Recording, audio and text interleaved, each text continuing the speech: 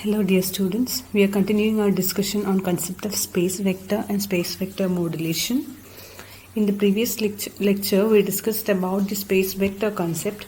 Here we will see the algorithm and its implementation of space vector modulation. You can see you need to have a good understanding of the space vector concept, transformation metrics to convert from three-phase to two-phase domain. Then you need to know about the basic geometrical concepts to understand the space vector modulation algorithm. The transformation from three-phase to two-phase can be extended to a voltage source inverter, and that is how we implement the space vector modulation concept. For this, first we have to consider a three-phase voltage source inverter connected to a three-phase balanced star connected load as shown here. You can see the three-phase voltage source inverter, which is given a DC supply at the input. That is the DC supply you can see is divided to two equal halves using a fictitious point O for better analysis purpose, and the output terminals from each leg, that is A phase, B phase and C phase, are connected to the load shown in the previous slide, to this star connected balanced load. Please note that the neutral point N and this O are different points, and you have to keep that in mind. Now we have to follow certain conventions here. The plus sign indicates that the top switch in a leg is on, and the minus sign indicates that bottom switch in a particular leg is on.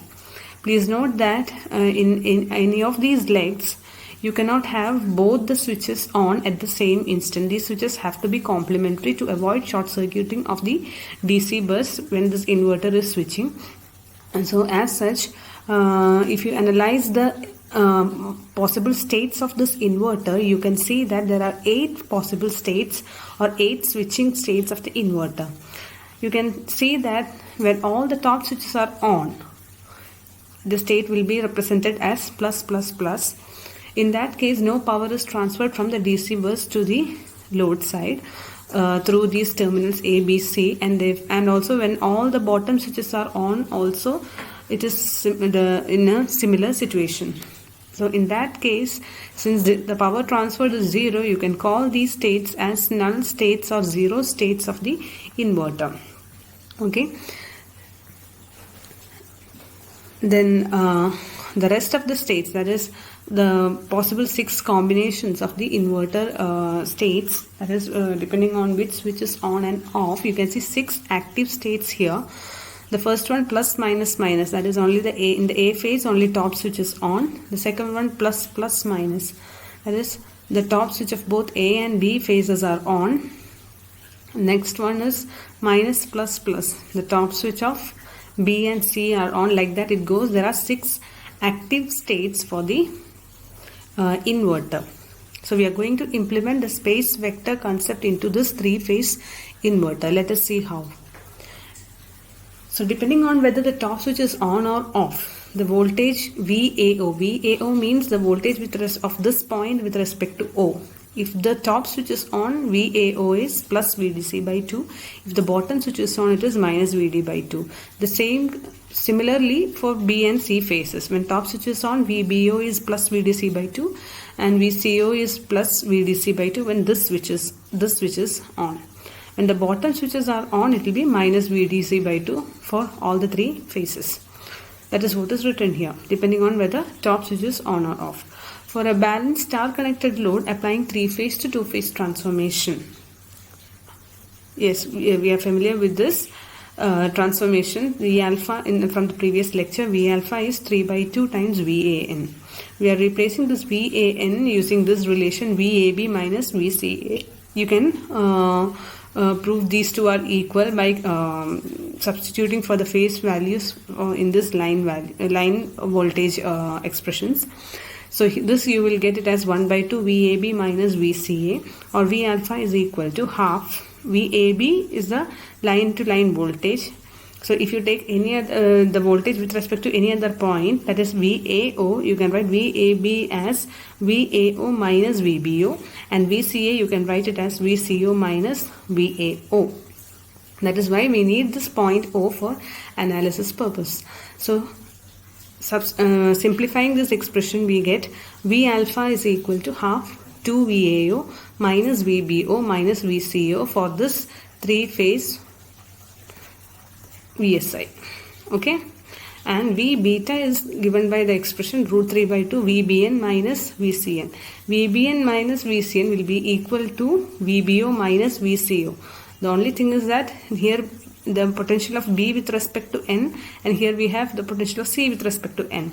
The difference between these two potentials will be similar if you even if you replace N with O. This is another particular point. The difference VBO minus VCO will remain same. So you are writing the V alpha V beta expressions in terms of the inverter pole voltages VAO, VBO and VCO.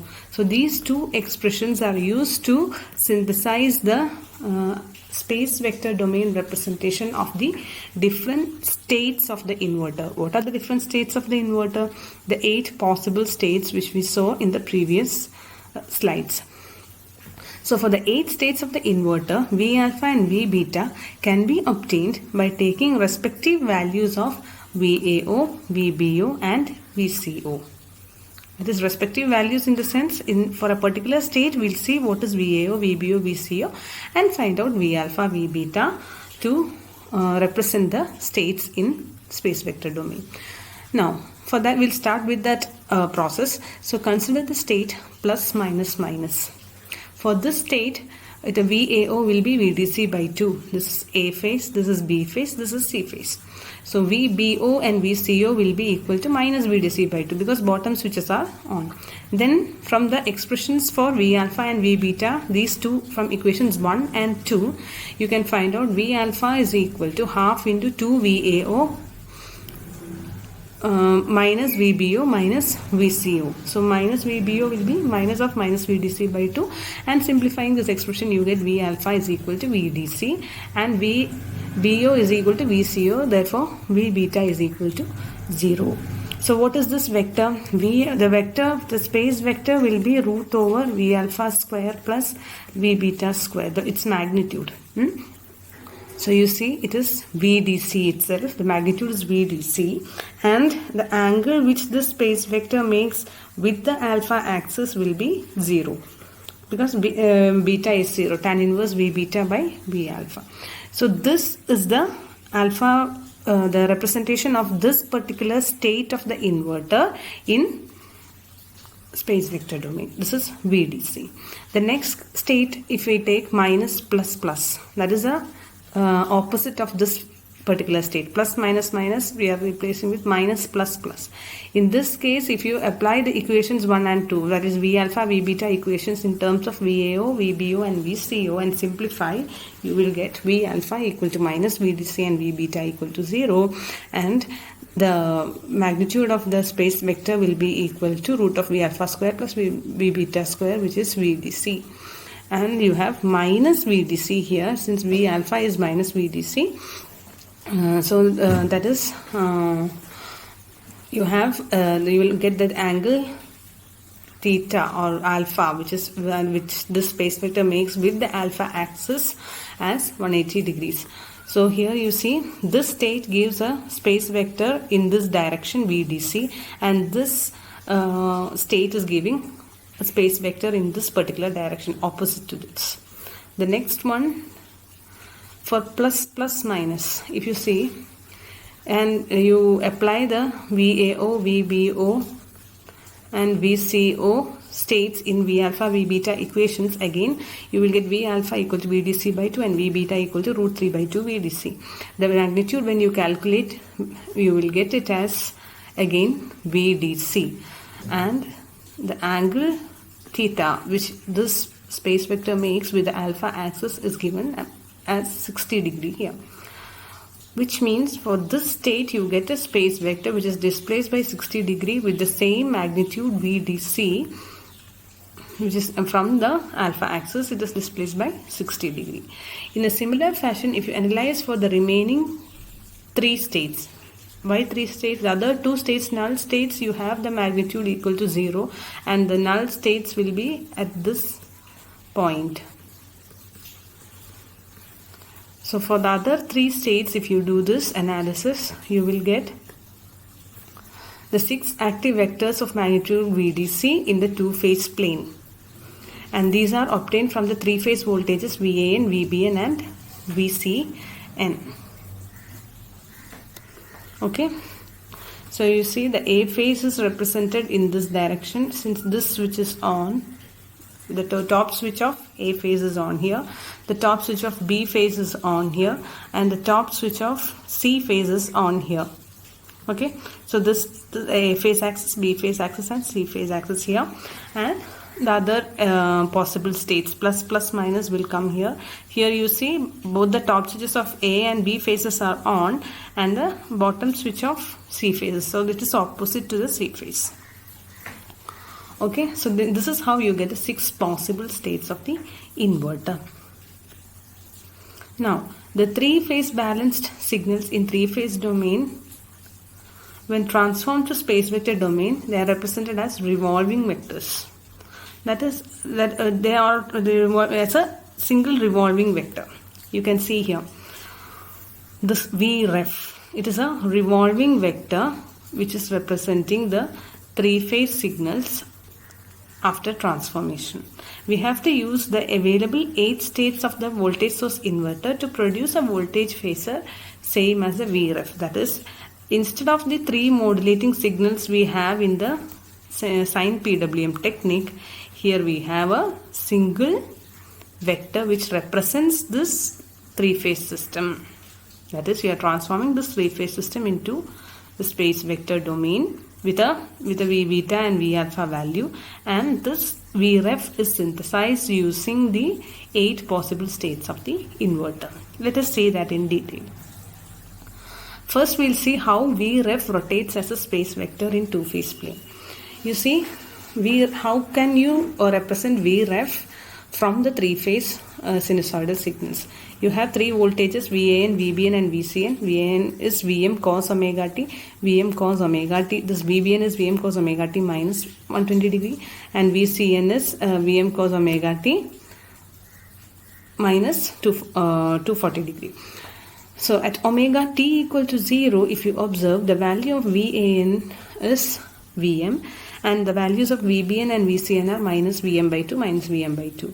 Now if you apply the alpha ABC to alpha beta transformation here, V alpha you will get it as 3 by 2 Vm and V beta equal to 0, or the vector is equal to 3 by 2 Vm angle 0, or the alpha value is 0 degree. What is alpha value? You can see here.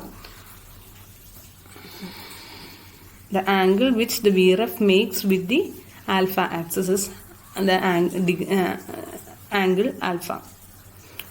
I think we have marked it here. This is alpha. You can find the value of alpha for different possible instance of the sine wave. So here you see the magnitude of the space vector is 3 by 2 times Vm. So by controlling the value of Vm, you can control the reference value. Okay, so here you see at omega t is equal to 120 degree, V alpha is minus 3 by 2 Vm by 2, and V beta will give you this expression, and finally you can calculate V as again 3 by 2 Vm, which means that at any instant if you take, the magnitude of the space vector will remain as 3 by 2 Vm. You can prove it for yourself. If you can take different, any instance omega t is equal to 90 degree, you can take and check. Every instant if you check, you will get the magnitude of the voltage vector as space vector as 3 by 2 Vm, and from the 0 degree to the 360 degree, it will alpha will go on varying along with the every instant. That is, which means the Vref will start from omega t equal to 0 degree in a cycle of in a line cycle. It will start from 0 degree and it will complete one rotation of 360 degree once a line cycle is over. A cycle of the sine wave is over, or cosine wave is over. This is one cycle of the cosine wave. In that duration, it will complete one rotation from omega t equal to 0 to omega t equal to 360 degree. Keep in mind that the magnitude of the space vector is equal to 3 by 2 times Vm. What is Vm? Vm is the amplitude of the three-phase signal. That is, per phase voltage signal we have VAN, VBN and VCN. These are per phase values, and Vm is the amplitude of this VAN, VBN and VCN. VAN is Vm cos omega t, VBN is Vm cos omega t minus 120, VCN is Vm cos omega t minus 240 degree. Reference vector in two-phase domain.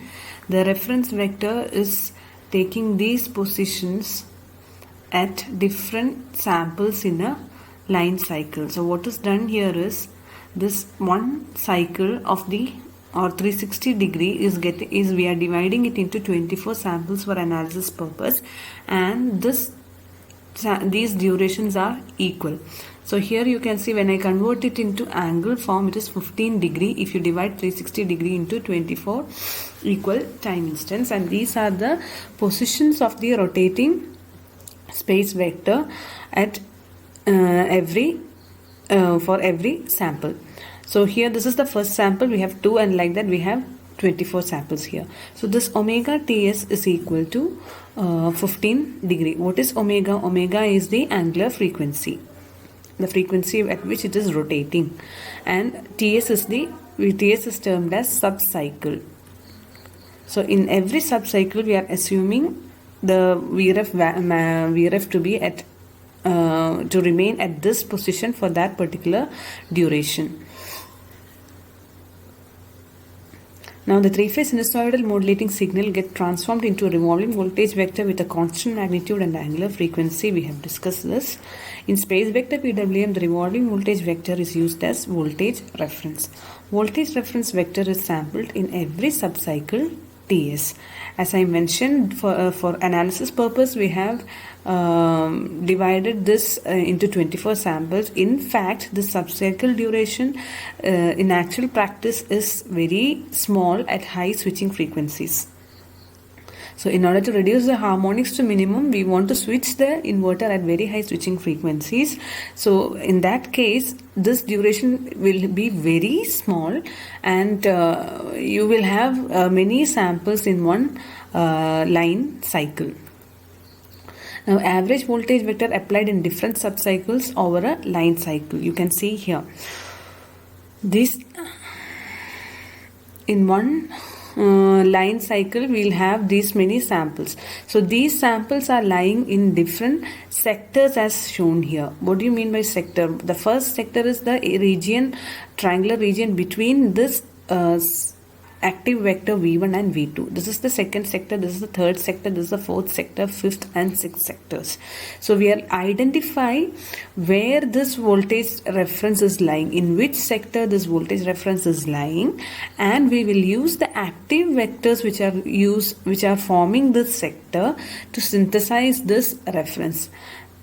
Or the inverter will switch between the null states, this active vector states V1 and V2 if you consider the first sector, and it will remain in these states for some time durations, and we will synthesize this reference which we are giving.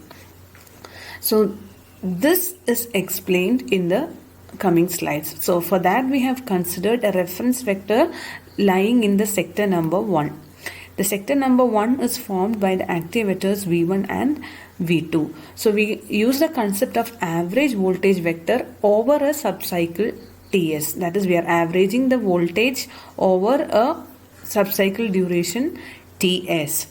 If it is done so, this Ts has to be divided into some time intervals during which these vectors have to be applied. So Ts is equal to T1 plus T2 plus Tz. What is T1, what is T2 and what is Tz?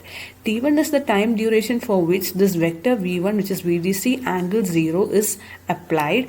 T2 is the time duration for which this V2 is applied, and Tz is the time duration for which the null vector is applied to get the reference vector. So Vref is, we are assuming that it is in this position for the subcycle duration, which is very small.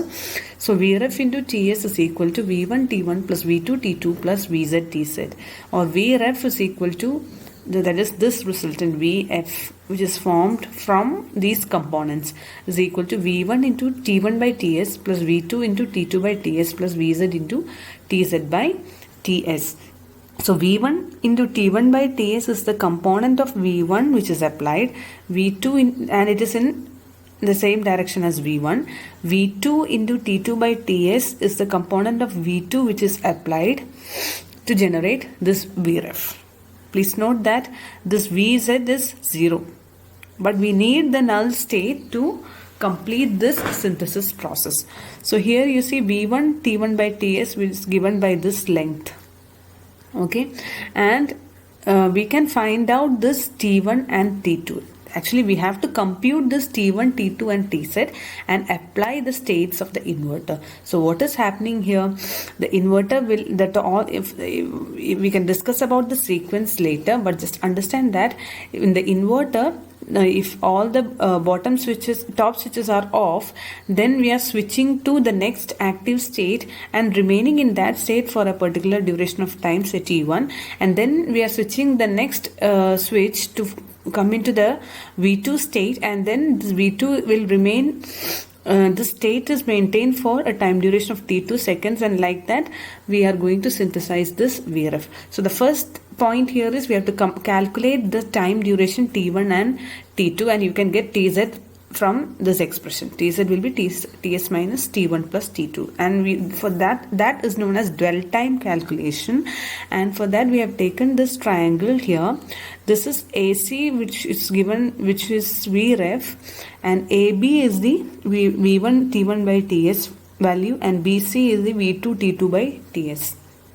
And V1 is the active vector here, V2 is another active vector, and this is the null vector. So if you consider triangle ACD, ACD, CD is a perpendicular which you are dropping from the point C to the vector V2, and then their sine 60 minus alpha. 60 minus alpha is the angle between AC and AD. Since this is 60 and this is alpha, this will be 60 minus alpha. So here you see, you get an expression AC sine 60 minus alpha equal to CD. And if you consider triangle ABF, this is also formed by dropping a perpendicular from the point B to the vector V2. Now you can see that this BF will be equal to CD since BC is parallel to AD. So if you equate these two, you will get an expression like this. And rearranging this particular expression, you can get the value of T1. T1 is Vref into sine 60 minus alpha into Ts by VDC. VDC is the magnitude of V1, and sine 60 you have here. Similarly, if you take this triangle, if you drop a perpendicular from C to this V1 vector, you can get triangle ADC and BDC here. Okay. From ADC, you can get sine alpha expression, and from BDC, you can get sine 60 equal to CD by BC. And by equating this equation 1 and 2, you will get an expression for T2. So you can calculate T1 and T2 if you know Vref, VDC value and alpha value. Vref and alpha is the position of the Vref and alpha is obtained from the position of the space vector reference in the space vector domain, and Ts is the subcycle duration, and VDC is the magnitude of the state, or that is V1 and V2 active states. Now if you get T1 and T2, you can easily find out Tz. Now this is the conventional switching sequence which is followed in sector 1. We'll see what is the sequence first. We are starting from this null state. So this is the starting state. What is it? Minus, minus, minus. Minus, minus, minus means all the bottom switches of the three-phase inverter are on. And you are applying this null vector for Tz by 2 seconds. Okay. That is, the Tz we have divided into 2 equal halves, and this null vector is applied for Tz by 2 seconds, and this null vector is applied for Tz by 2 seconds. We are not going into the detailed analysis, but understand that this will give a symmetry in such a manner to reduce the harmonics and switching losses. That is why we are taking this particular sequence. Then we have to apply these V1 vectors and V2 vectors. Okay, so is it advisable to go from this state directly to V1 state or V2 state? Which state we should go? V1 state or V2 state? When you think about that, just observe here. If you are going to V1 state, you need to switch only this particular A phase switch. But if you want to go to V2 state, you should switch both A phase switch as well as B phase switch to make it plus plus minus. So the sequence we follow here is to minimize the switching. So how is the switching minimized? If you move from minus minus minus to plus minus minus, only one switch has to change its state. So V1 vector is applied for T1 duration first, after the null state. Then after T1 seconds, now the inverter is in this state. Okay, this will be switched and we are moving to the vector V2. That is, this is already switched to positive. That is, already the top switch is turned on. Now we are turning on the top switch of the B phase, and that will move the state of the inverter to V2. Now the V2 state is maintained. This is null. This is V1 state, and now we are moving to V2 state, and we are maintaining this V2 vector for a duration of T2 seconds. Okay, then we are going to the next null state for Tz by 2. Okay, now here you see there is only just one switching required here to move to plus plus plus state. Okay, this is again the null vector. Okay, so the one subcycle is over now. One subcycle has a duration of Ts, which is composed of Tz, T1 plus T2 plus Tz, and we have synthesized the voltage vector by moving from null vector to A phase, then to B phase, and then to C phase. That is, in one transition, okay, in one subcycle, we are doing these transitions in such a manner that only one switch is changing state in each of these time durations. Okay, now the next subcycle, suppose the VRF is in this particular position, it is remaining in sector 1 itself. What is the sequence to be followed? So in this, the first subcycle which we discussed, the inverter state has reached plus plus plus. Okay, now how should the vector move, or how should the states change to reproduce this VRF in the next subcycle? So in the next subcycle, the state was here. So the inverter switching has to start from this plus plus plus state. Now from plus plus plus state, again you have to apply the active vectors V1 and V2 itself, since the reference vector is still in the first sector of the space vector domain. So in the first vector, from plus plus plus, is it advisable to go to V1 or V2 state? V2 itself, isn't it? Because from plus plus plus, by changing the state of the C phase switch, you can move to V2 vector. Okay, so only one switch is changing state, and that is maintained for a duration of T2 seconds. This T2 has to be calculated, T1 and T2 has to be calculated for the next subcycle. Okay, then after changing the position or after changing the state of this particular phase, you can come to V1. What is V1? Plus minus minus. So this switch is changing state, and you have to maintain this V1 for another T1 seconds. These T1, T2 are calculated for the next subcycle. Okay, then by changing the state, you are coming back to the null vector minus minus minus. So here this is applied for Tz by 2, Tz by 2. Please note that T1, T2, Tz you have to calculate for every subcycle. So this is one of the conventional switching sequence in sector 1. There are many references which give different sequences and different analysis, but conventionally this is the most efficient method switching sequence which is used in space vector PWM technique, because this is minimizing the switching of the inverter switches. That is, just one switch is changing its state, one phase is changing its state, and this is considered to be an optimized technique. So if you see the states and the waveforms here, if you observe here, in sector 1 we have taking only 2 subcycles. Please note that these subcycles are of very small duration. So in conventional space vector PWM, if you consider sector 1 which we have discussed just now, in the first subcycle the reference is V angle alpha. In the second subcycle it is some V angle alpha dash, an angle has slightly changed. So in that case you are computing the T1, T2, Tz for the first subcycle, and you can compute the T1, T2, Tz for the second subcycle.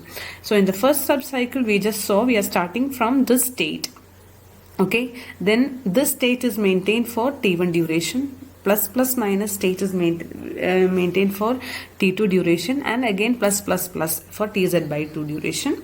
Then the second subcycle is starting from this state, plus minus and coming back to this. Now the next subcycle, if it is again in this sector 1, you will have to start from this sequence, compute T1, T2, Tz, and then it goes on. What happens to VAO, VBO and VCO in these states? VAO is switching between plus VDC by 2 and minus VDC by 2. So VAO will be plus VDC by 2 when top switch of the A phase is on. So when is the top switch of the A phase turned on? During this duration T1, you see top switch of A phase is turned on, which means this is going to plus VDC by 2. It was in minus VDC by 2 state when it is in minus state. Now it will remain on as long as the top switch of A phase is on. So VAO will remain plus VDC by 2 till here. Okay. Similarly, if you observe VBO, it was minus VDC by 2 here, and it is changing to plus VDC by 2 when the B phase top switch is on. Now this is remaining at plus VDC by 2, and when the B phase top switch is turned off, you can see it is going to minus VDC by 2. Similarly, if you observe VCO, the waveform is like this. So what is VAB? VAB is the difference between, you can say VAO minus VBO. So these are the pulse width modulated output voltage waveform, line voltage waveform for 2 subcycles. Okay, similarly, if you combine one line cycle, for one line cycle, you have to take these samples are combined together to form the 3-phase sinusoidal signal. So here, this is extended to one line cycle to get the PWM sinusoidal with a fundamental which is a sinusoid. Now, we are going into the comparison between sine PWM and space vector PWM, but before that, we need to know the over modulation region and under modulation region for space vector PWM also. So the reference vector is rotating. Okay, so the reference vector can have a maximum value which is equal to the radius of a circle which is inscribed in the hexagon which we have discussed. So this Vref cannot take a value which is greater than this particular circle. If it takes such a value, it will go to over modulation region. So without over modulation, the maximum per phase voltage reference is what we are going to find out. So this Vref max will be root 3 by 2 VDC. This is from geometry. If VDC is the if this is VDC, these two V1 and V2 are VDC each. Therefore, this particular value will also be equal to VDC. So the radius of a circle which is inscribed inside a hexagon is given by root 3 by 2 into this particular length, the side of the hexagon. So Vref will take a value which is root 3 by 2 VDC at its maximum value position. And we know that the magnitude of Vref is 3 by 2 Vm. What is Vm? Vm is the maximum. Vm is the amplitude of the per phase voltage reference. So 3 by 2 Vm max is root 3 by 2 VDC. So what is the maximum value of Vm that can be synthesized from the DC voltage using space vector PWM? If you cancel these two and root 3, you will see that Vm max is VDC by root 3. I hope you have understood this. That is, the reference can take a maximum value of root 3 by 2 VDC if it has to be within this particular circle. Why? Because if it is within this circle only, it will remain in the under modulation region, or below, it won't go to over modulation. If it goes to over modulation, then lower order harmonics will come into picture in the PWM output. So here Vm max is VDC by root 3. Now if you compare, higher DC voltage utilization is obtained in space vector PWM compared to sine PWM. Why? Because we have an expression for Vm max in SV PWM, which is VDC by root 3. In sine PWM, we know that Vm is given by MA VDC by 2, where MA is the modulation index, and at the verge of over modulation, we take MA is equal to 1, that is the maximum we are taking before avoiding over modulation. In that case, Vm max in sine PWM will be given by VDC by 2. If you divide A by B, you will see that you will get a factor of 1.154. That is, from the same DC voltage bus using space vector PWM, we can obtain 1.154 times higher voltage at the inverter terminals compared to sine triangle PWM. Here, if you have a DC bus voltage of 600 volt, then according to equations A and B, around 346 volt will be obtained in space vector PWM. That is, the maximum value of the per phase voltage will be 346 volts. And if you use sine PWM for the same DC bus, it will be 300 volt. So that is how it works. That is, the DC bus is utilized in a better manner in using space vector PWM. Then other points are the harmonic performance is improved, and switching losses are reduced if you use space vector PWM compared to sine PWM, since the inverter is switching states in a particular sequence which we discussed, that is minimizing the switching. Only one phase is changing the state once you change the PWM, as you follow this PWM sequence which we discussed. So thus these advantages are achieved using space vector PWM. So with this, we are coming to an end of this concept of space vector and space vector PWM technique implementation. Thank you.